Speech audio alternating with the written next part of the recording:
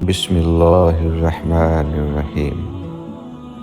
شروع اللہ کا نام لے کر جو بڑا مہربان نہایت رحم والا ہے۔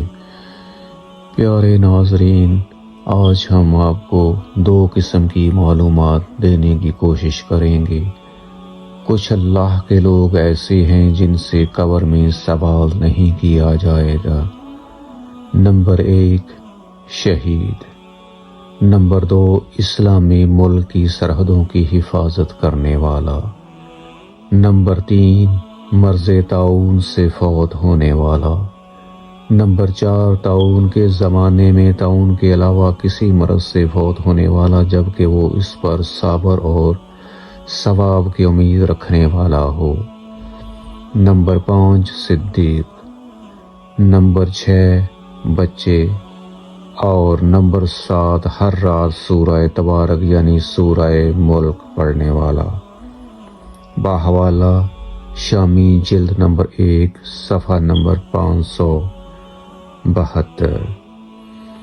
پیارے ناظرین، ایک ایسی خاتون بھی دنیا میں گزری ہیں کہ جن کے والد، سسر، شوہر، بیٹا اور پوتا سب اللہ کے پیارے نبی تھے۔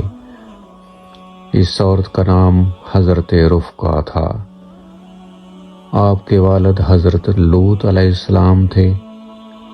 آپ کے سسر حضرت ابراہیم علیہ السلام تھے۔ آپ کے شوہر حضرت اسحاق علیہ السلام تھے اور آپ کے بیٹے حضرت یعقوب علیہ السلام تھے اور حضرت رفقہ کے پوتے حضرت یوسف علیہ السلام تھے۔ یہ سب پیارے ناظرین اللہ کے برگزیدہ نبی اور پیغمبر تھے۔ یہ واحد خاتون ہیں جن کے اتنے قریبی اللہ کے نبی علیہ السلام تھے۔